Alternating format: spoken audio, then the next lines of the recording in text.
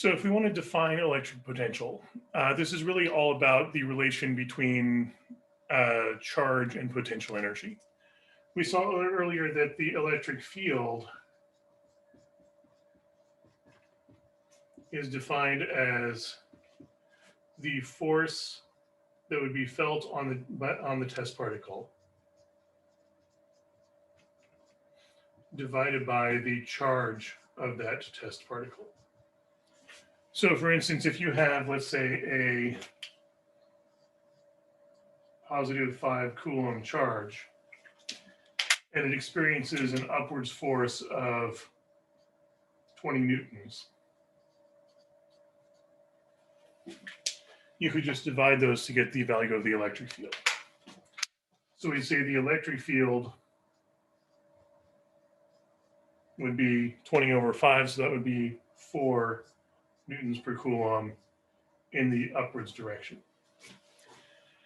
And the whole idea of dividing by charge here is it makes it so that it no longer depends on the particle. Like the 20 newtons here, 20 newtons of force is specific to this 5 Coulomb charged particle. If we had put a different particle with a different amount of charge there, it would experience a different amount of force. But the ratio would still be 4 newtons per Coulomb.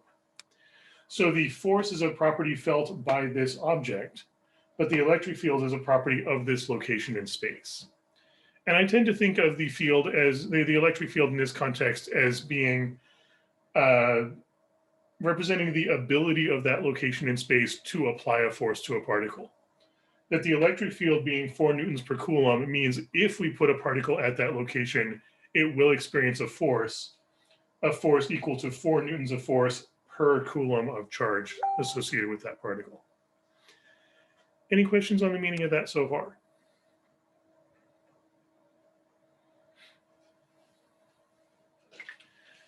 And then voltage is almost the same idea, but instead of talking about force per unit of charge, it's talking about energy per unit of charge.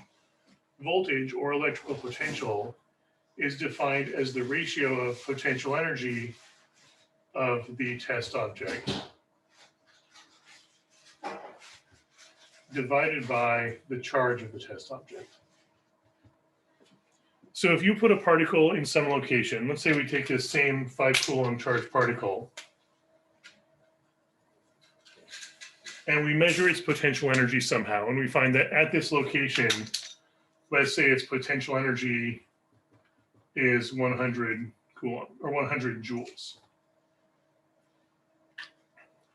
In that case, we would say the voltage of that location, so potential energy of this object is 100 joules. What would be the potential energy of, or sorry, the voltage of the location?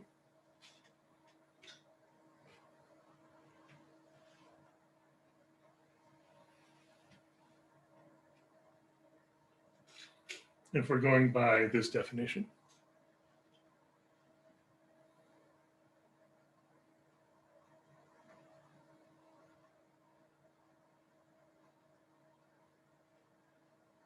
If we just divide potential energy by charge, what do we get here?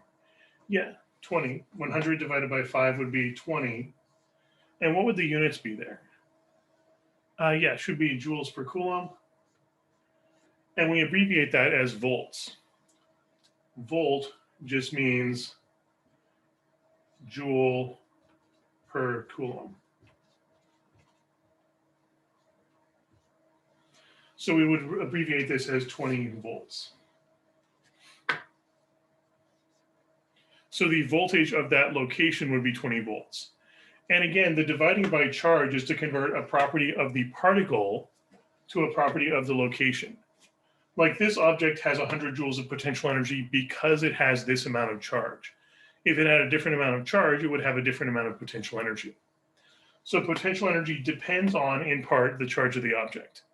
But by dividing by charge of the object, we cancel out that reliance on charge. So what's left is a quantity that doesn't depend on the charge of the object. Instead, voltage, or potential, is a property of, again, that location in space. Yeah, to get to 20, we just divided the potential energy by the charge. So 100 joules divided by 5 coulombs. And that is 20 joules per coulomb. Because that's how we define voltage. It is just the ratio of potential energy over charge. And the reason we define it that way is the same way we defined electric field as force over charge. We defined electric field as force over charge because we found that force is proportional to charge, so this ratio should be consistent. Likewise, if you measure potential energy, you find that it's also proportional to charge. If this object had like 5 times as much charge, it would also have 5 times as much potential energy. So we should expect potential energy and charge to have a consistent ratio. And that ratio is the voltage of the location. Once again, potential energy is a property of the object, but by dividing by charge, we cancel out the reliance on the charge of the object. So all that's left is a property of the location in space. So for instance, if we put a new particle here that had 3 times as much charge, it would also have 3 times as much potential energy. 3 times as much numerator and 3 times as much denominator, the times 3's cancel out, and you still have the same voltage. So voltage is a property of the location in space, regardless of which test particle you put there to measure it, or whether you even have a particle there or not. That point in space, even if it's empty, still has a voltage associated with it. Any questions on that so far?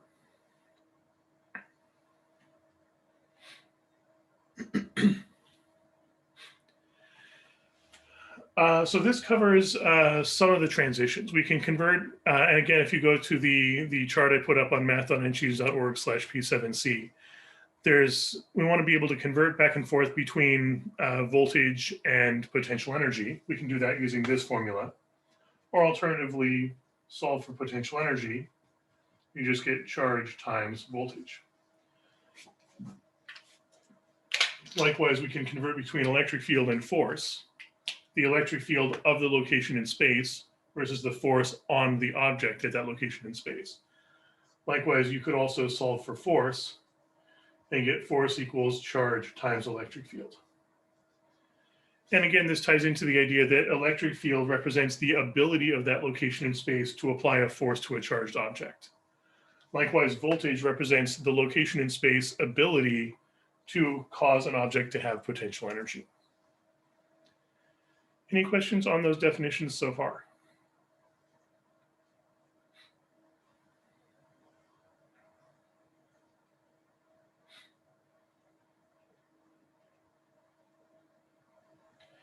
And one thing to keep in mind also, we usually don't really care how much energy an object has. Think way back to 7a. We don't really care about how much energy there is. What do we usually care about in terms of energy? I have a question. Yeah, go ahead. So this only applies to when we have only one charge, right? Well, this applies to any test charge. So for a test charge is just one charge that we're looking at in terms of how much force is that particle experiencing, or how much energy does that particle have. Oh, okay. The electric field, and likewise the voltage, which is also technically a field, the electric field and voltage are caused by a source charge. And the source charge might just be one single point, which uses certain formulas, or it might be a collection of various different charges in different locations, which would involve different formulas. But these definitions are still valid regardless of what source charge is causing the electric effect. Okay, so if we have two charges, like a source and test charge, would we use these equations, but just like with delta? Well, these equations are talking about the effect that the electric field or a voltage has on the test charge. Okay. So you could say the source charge creates electric field and voltage in the region around it. And then that electric field applies a force to the test charge. So this equation is describing the electric field causing a force to the test charge. And likewise, you could say that the source charge creates a voltage in the region of space around it. And this equation is describing not how the source charge creates the voltage. Instead, this equation is describing how the voltage causes the test objects to have energy, potential energy. So there's really two, I guess you could say there's two steps here. You could say the source charge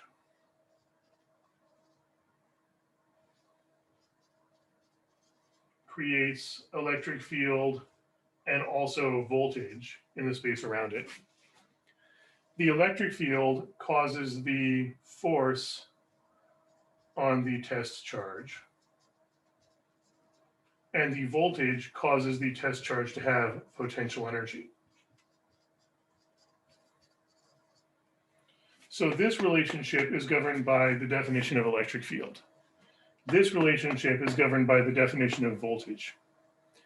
But the way the source charge creates electric field, or the way the source charge creates voltage, is governed by other equations that depend on what the source charge looks like.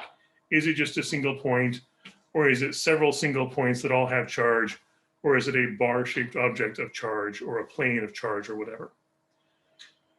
But these relationships, the electric field causing a force on the test charge, or the voltage causing the test charge to have potential energy, those relationships are governed entirely by just charge as a conversion factor. Force equals Q times E, always by definition. And potential energy equals charge times voltage, always by definition. At least electrical potential energy and electrical force. There might be other forces involved, maybe gravity or magnetism or something, and there could be other forms of potential energy as well. But specifically talking about the electrical force caused by the electrical field and the potential energy caused by the voltage. Any other questions on that so far?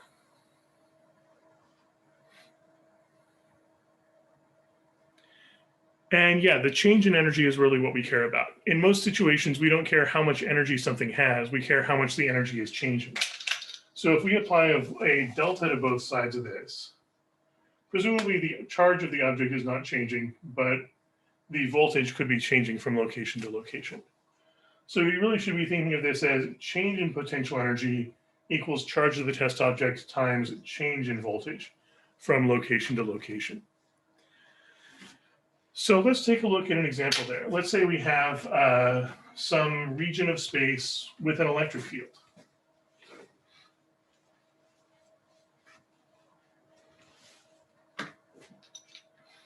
And let's say we have a uniform electric field. Let's say the electric field is upwards and is the same everywhere.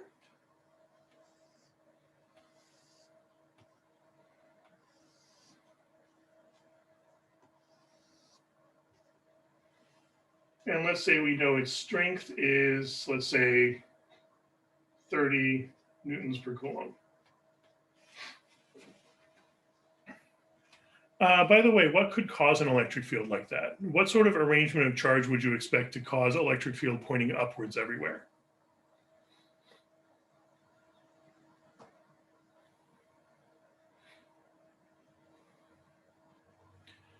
Where should the positive charge be, though, if we want the electric field to point upwards?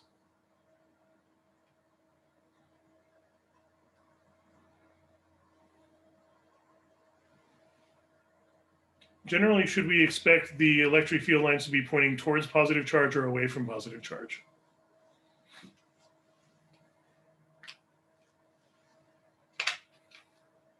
Yeah, away. So if we want an upwards electric field, presumably we're going to want to have positive charge at the bottom or negative charge at the top, or more likely both. Generally, the way you would create an electric field like this, if you want to create a test chamber that has an upwards electric field, you create a box or a room or whatever, and put positive charge on the floor and put negative charge on the ceiling.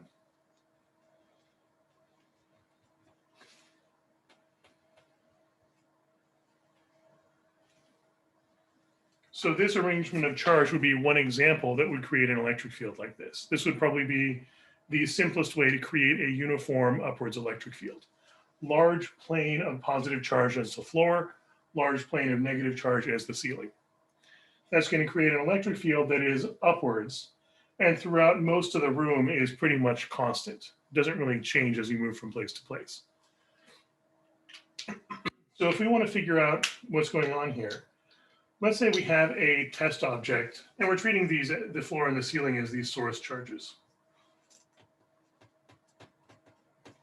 But the nice thing is, once you know the electric field, you don't really have to care about the source charges anymore.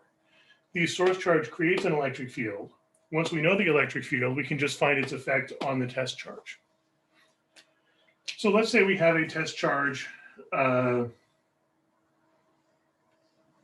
let's say, 2 coulombs. What force would that be experiencing?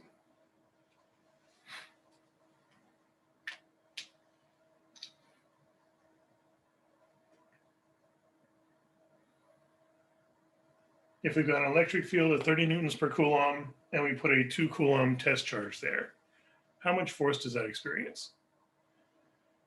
15? I think you're going in the opposite direction with the signs here. If we've got newtons per coulomb and we've got coulombs and we want newtons, how would we combine those? Yeah, we should be multiplying those, right? If we multiply these, coulombs and coulombs will cancel out, so we get newtons. So multiply those, and this again goes back to the idea that force equals charge times electric field. We know the electric field, we know the charge, so we multiply those to get the force.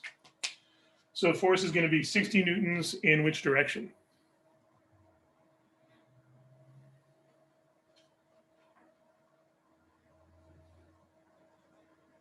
Yeah, should be upwards.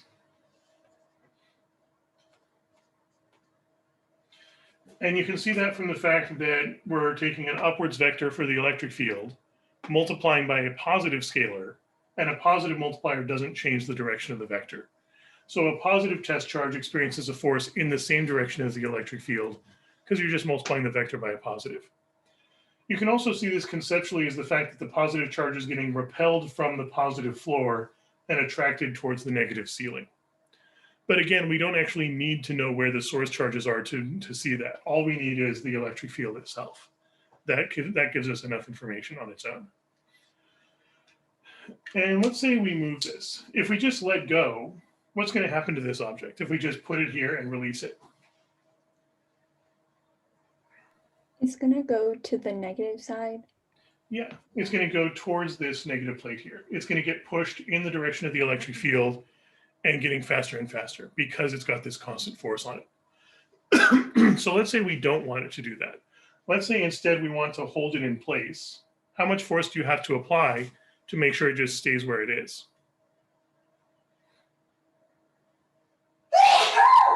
Yeah, you need to apply 60 newtons of force yourself.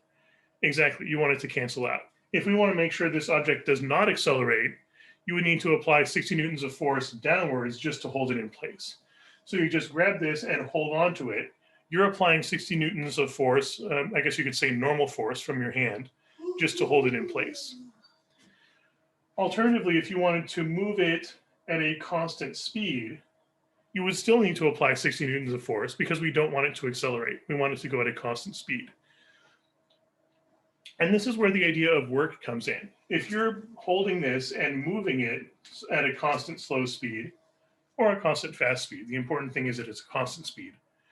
You're applying 60 newtons of force to balance out the existing electrical force as it moves some distance. So we can calculate the amount of work done.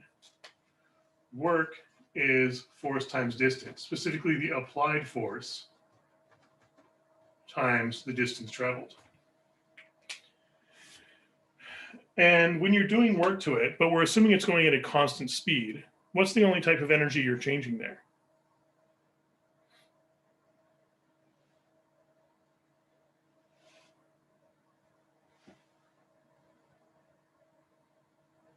If you're not changing the speed, but you're just moving the object at a constant speed in the presence of a force, what type of energy are you changing? Yeah, it should be potential energy. In the same sense that, like, if you just lift up a heavy object, you're changing its gravitational potential energy because you're acting against force of gravity. If you compress a spring, you're increasing the spring potential energy because you're acting against the force of the spring. If you move this object down, you're increasing electrical potential energy because you're acting against the electrical force. So the work you're doing is a change in the electrical potential energy of the object you're moving. This work is change in electric potential energy. Exactly the potential energy we're talking about here. Also, we said earlier that the force you're applying has to be 60 newtons in the opposite direction. So more generally, we can say the applied force is the exact opposite of this existing electrical force. And we can write that as just negative force of electricity. So the force you're applying is the exact opposite of the electrical force because we're applying an exactly opposite force to make sure that there's no acceleration. So we don't have to worry about kinetic energy. And then delta x is still just distance traveled. I guess in this case, we might call it delta y because it's vertical motion, but the variable doesn't really matter. The important thing is it's the distance traveled in that direction of the force. So this gives us an expression for calculating the change in potential energy. Opposite of force applied, or sorry, electrical force times distance traveled. And this is in fact true for any potential energy. This doesn't have to be specifically the electrical force. This could be any force that has a potential energy associated with it. Every type of potential energy is going to be associated with some kind of force. Gravitational potential energy is associated with gravitational force. Spring potential energy is associated with spring force. Every type of potential energy is associated with some kind of force, and this is always how they're related by definition. In fact, this is essentially the definition of potential energy. More formally, it's usually written as an integral. Change in potential energy equals negative integral of force with respect to position, on the grounds that the force doesn't have to be constant. This formula is only accurate if the force doesn't change from location to location, if it's a uniform force. If the force does change, then that has to be written as an integral instead. But this is still a pretty good approximation if you use average force here. But this is ultimately how force and potential energy are related.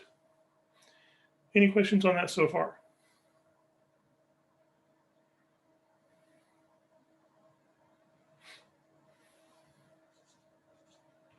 Alternatively, another way to write that, if you solve this equation for force, what would you get?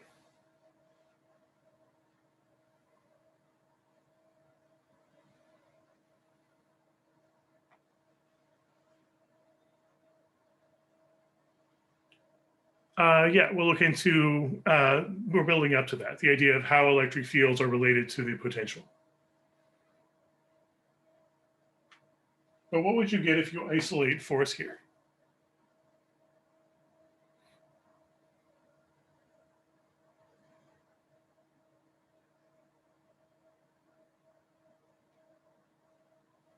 Would you get negative delta PE divided by delta X? Exactly. That ratio, negative change in potential energy over delta X. So this is another way of writing how force is related to potential energy. You could also think of this as a derivative. In fact, that's really what it should be more formally, the negative derivative of potential energy with respect to X. And what would that represent on a graph? If you're making a graph of position versus potential energy, what does this ratio tell you about the graph?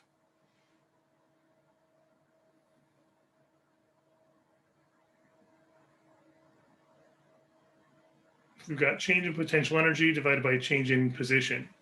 What is that describing on the graph? Is it like the slope, the derivative? Exactly. The derivative is the slope.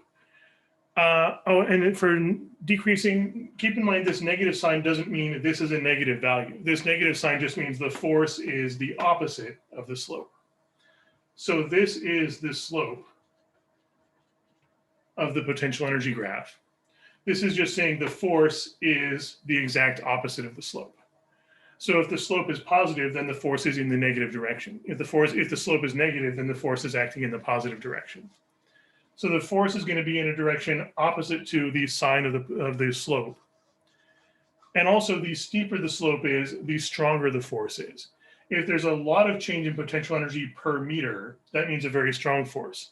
If there's very little change in potential energy per meter, that's a very weak force. And if the potential energy is constant, potential energy doesn't change as you move from location to location, that would mean no force at all. Also, a very useful way of interpreting this negative is that the force points towards lower potential energy. Any force associated with a potential energy, that force is going to be pointing from a high potential energy zone towards a low potential energy zone. For instance, force of gravity. Gravity is pulling an object down. That's pulling from a high potential energy zone to a low potential energy zone. As the object moves in the direction gravity is pulling it, it's losing potential energy. Same thing with the spring. Whether the spring is stretched or compressed, the spring force is always pulling or pushing back towards equilibrium. And equilibrium is the lowest potential energy. So the force is always going to be pushing or pulling towards lower potential energy. if we're specifically talking about the force associated with that potential energy. And this is a very, very broad, general, universal idea. There's lots of directional concepts that point towards lower energy or lower something. Like the fluid flow we were looking at in 7b, fluids flowing from the high pressure zone towards the low pressure zone. Electrical current flows from high voltage towards low voltage. Force points from the high potential energy zone towards the low potential energy zone. Heat flows from high temperature region to low temperature region. This is a very broad universal concept. Any questions on that so far?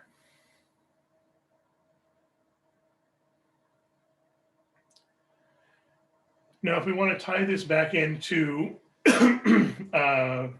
electric field and voltage, we know how force is related to electric field. We know how potential energy is related to voltage.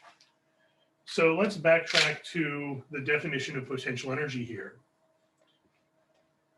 How would you convert potential energy into voltage?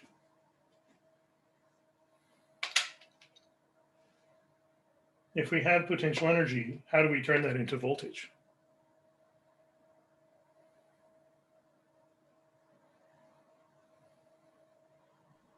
Wait, could you just solve for voltage? Or is that what we're doing? Well, we don't have voltage showing up in this equation yet, but we can turn it into voltage, yeah, by dividing by charge. If we divide both sides by charge of the test object, and I'll specify that here, charge of the test object, the potential energy divided by charge is voltage, or rather change in voltage, because we've already got a delta here. Negative stays where it is, but force over charge is the electric field. This ratio here, force over charge, is electric field. And we still have times distance here as well. So that means we now have established a relationship between electric field and voltage. And this is the same relationship as the relationship between force and potential energy, because electric field is just the force with the charge divided out of it, and voltage is just the potential energy with the charge divided out of it. So it's the exact same relationship structure. And again, you could think of this in the same way that this means force is pointing towards lower potential energy. This would also indicate that electric field is pointing towards lower voltage. The electric field points in the direction of decrease in voltage. In fact, we could also even solve this for electric field and get the same result. Electric field is negative derivative of voltage. So in the same way that a strong force means the potential energy changes a lot per meter, likewise, a strong electric field means a large change in voltage per meter. A weak electric field means only a little bit of change in voltage per meter. Zero electric field means no change in voltage as you move around, a constant voltage in that region of space. And again, this negative sign indicates that the electric field is pointing towards lower potential energy. Any questions on that so far?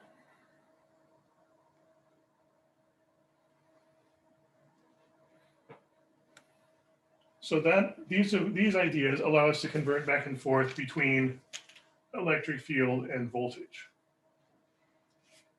And likewise, this idea allows us to convert back and forth between force and potential energy.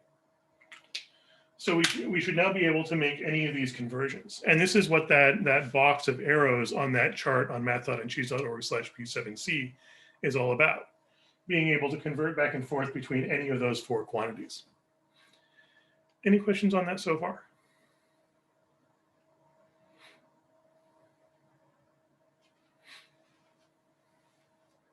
So let's see if we can actually run the numbers here in this 30 newtons per coulomb electric field. I'm going to ignore the test charge for now because electric field and voltage are properties of the location in space, whether there's a test charge there or not. And let me expand this region of space a little more as well, so we've got more room to work with.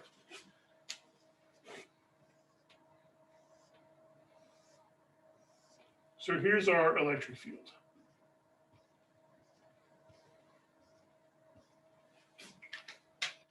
Uniform electric field of 30 newtons per coulomb, presumably caused by a positive floor and a negative ceiling.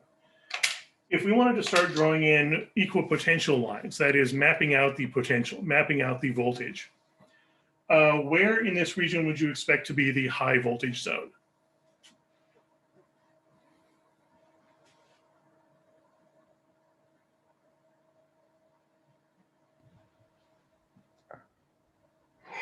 Would it be like the same for everything? Because like, or do we look at the density of lines, or is that for a different part? Well, the density of the field lines tells you how strong the electric field is. Okay. So the idea of these field lines being equally spaced everywhere means the electric field is the same strength everywhere. And in this case, that's we're assuming 30 newtons per coulomb. But in terms of voltage, we can go back to the idea that the negative sign here means electric field is pointing towards what?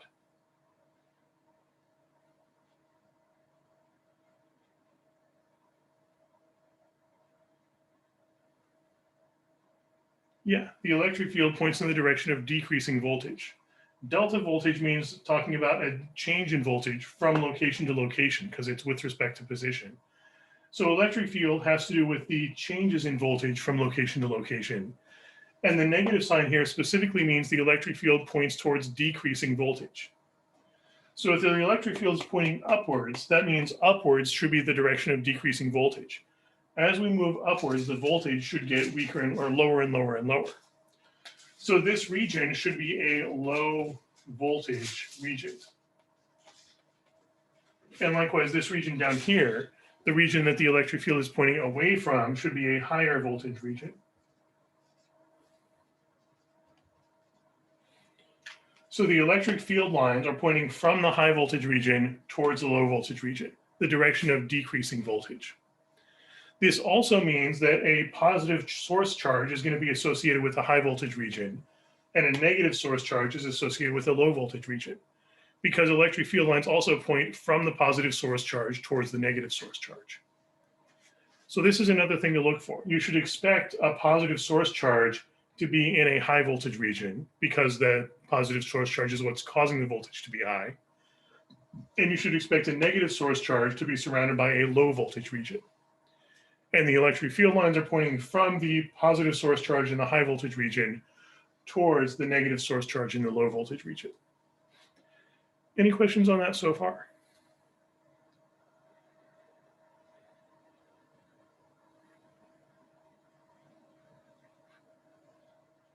And then we're also going to have a continuous gradient of changes in voltage. It's not a sudden jump from high voltage to low voltage.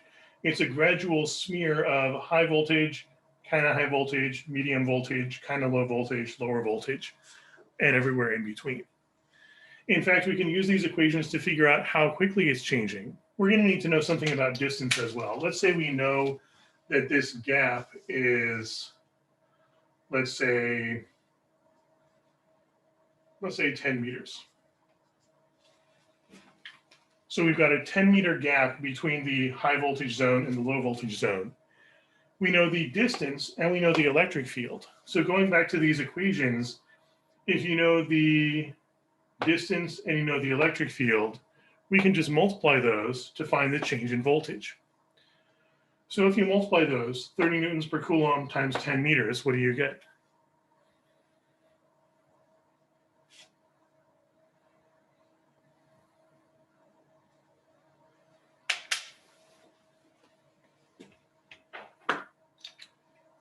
If this is 30 newtons per coulomb and the distance is 10 meters. Yeah, we're going to get 300 here. And yeah, technically negative 300 because of the negative sign, but that's ultimately just about directionality. The important thing is there's 300 worth of difference. And for the units, we get Newton meters divided by coulombs. But what's Newton meters? Newtons times meters equals? Be joules, right? Right, that's joules. And you could think of that as work. We've got a force times the distance. Force times distance should equal a change in energy. So Newton times meters is joules, and joules per coulomb is the definition of volts. So that's why this results in volts anyway, because volts is joules per coulomb. Wait, why are we saying that it's positive? Or Is it? Just looking at it in terms of absolute value. We could say the absolute value of the change in voltage is 300 volts. The negative sign in this context, I think we can interpret as being really more about directionality. That we know this is the high voltage region and this is the low voltage region because the electric field is pointing towards lower voltage. But if we just want to know how different, what's the difference between the low voltage and the high voltage, the difference is the 300 volts. Where the negative comes in, if you think of if you think of delta as final minus initial in the direction of the electric field. So based on the direction of the electric field is pointing, if we treat this as final and this as initial, final minus initial would be a low value minus a high value, and that's going to give you a negative result. So that's where the negative comes in. But in terms of just looking at how different is the high voltage versus the low voltage, I would just think of that as an absolute value anyway. That this voltage is 300 volts more than this voltage. And since all we really care about is the difference, we could assign labels however we want. We could say this is 0 volts and this is 300 volts. Or we could say this is 1,000,000 volts and this is 1,300,000 volts. Or we could say this is negative 300 and this is 0. But what's much more common, if we are free to establish a coordinate system however we want, usually what we do is we say the point in between is 0 and then work our way in both directions from there.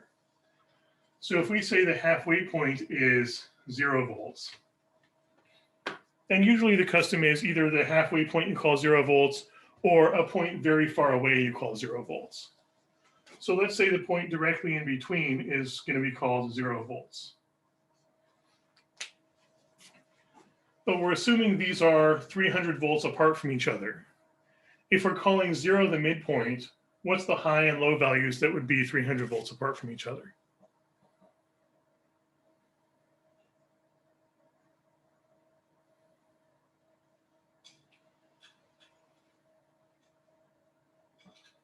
What are two values that are 300 apart from each other but have 0 in the middle? Yeah, 150 and negative 150.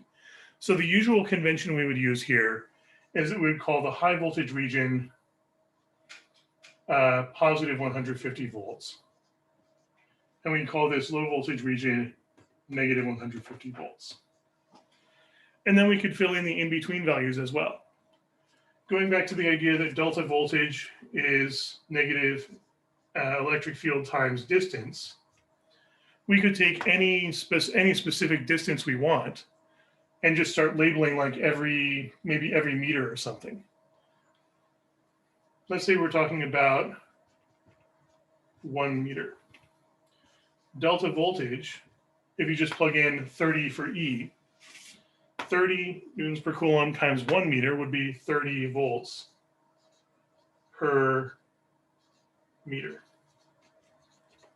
So that means every meter of distance is another 30 volts.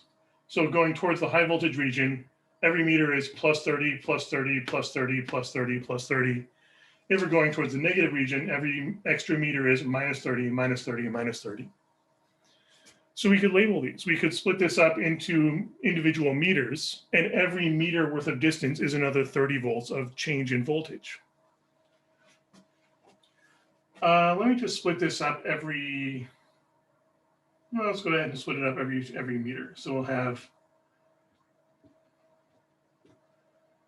negative 30 volts, negative 60 volts, negative 90 volts, negative 120 volts, and then positives.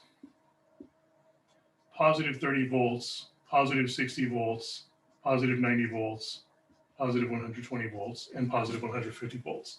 So every meter is an extra 30 volts in one direction or the other.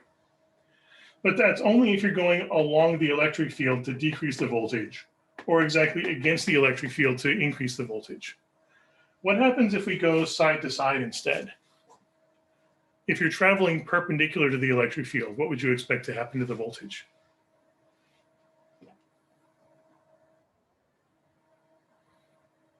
Because we know if you're traveling with the electric field, you're going towards lower voltage, because by definition, the electric field points towards lower voltage.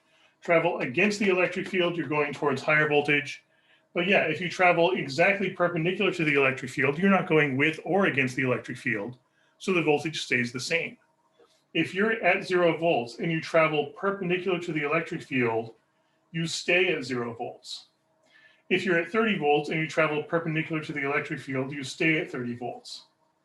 So every point on this horizontal blue line here, all these locations are at the same voltage. They're all at 30 volts. All these locations are at 0 volts. All these locations are at 60 volts. All of these locations are at 90 volts. All these are at 120 volts, and so on. So these horizontals here are called equipotential lines. Equipotential meaning every point along one of those lines is at equal voltage to all the other points on that line. All of these locations are at negative 90 volts. All of these locations are at negative 120 volts. All these locations are at negative 150 volts. So the equipotential lines form a map of voltage in the same way that the field lines form a map of the electric field. And each one of those, the electric field lines or the equipotential lines, those are two different but equally valid and related ways to map out the electrical effects. The electric field lines are more useful if you want to explore the forces acting on charged objects. The equipotential lines are more useful if you want to explore the potential energy acting on charged objects, or the work done. For example, if we had an object that we wanted to move from, let's say, here to here, and let's say you have a charged object, and let's say its charge is positive 4 coulombs, is moved along the diagonal red path. And we want to know how much work does that take? If you're moving it along this path, the work done should just be the change in potential energy.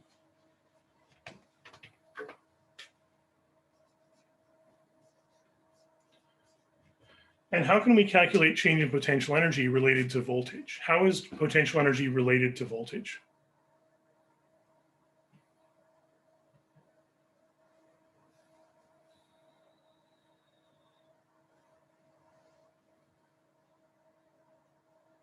To calculate the potential energy, we just take the voltage and do what with it?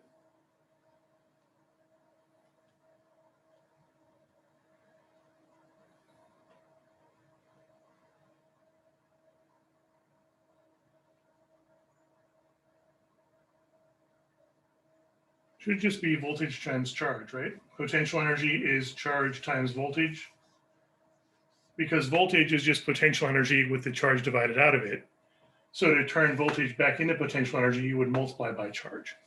And you can find that on that chart I put on math.ncheese.org/P7C also, all the conversion factors. In this case, we know the charge is 4 coulombs. And what about the change in voltage? From start to finish, how much is the voltage changing?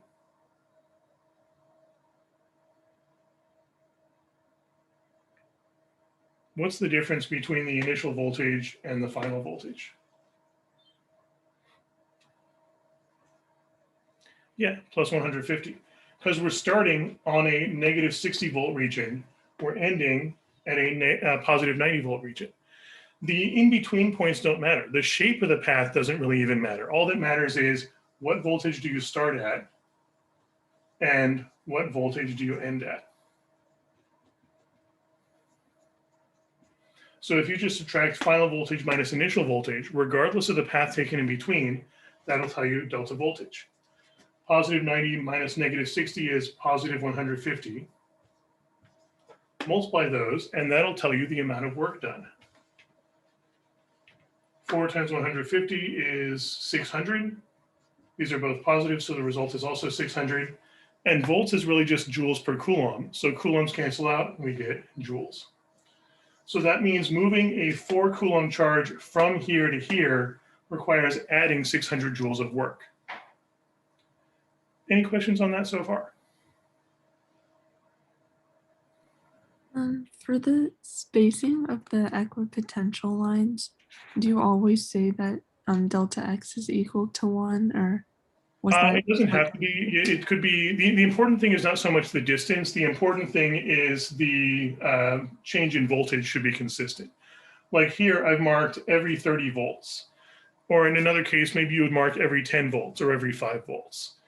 The important thing is that they should be not equally spaced in terms of distance necessarily, though sometimes they will be. The important thing is equally spaced in terms of voltage.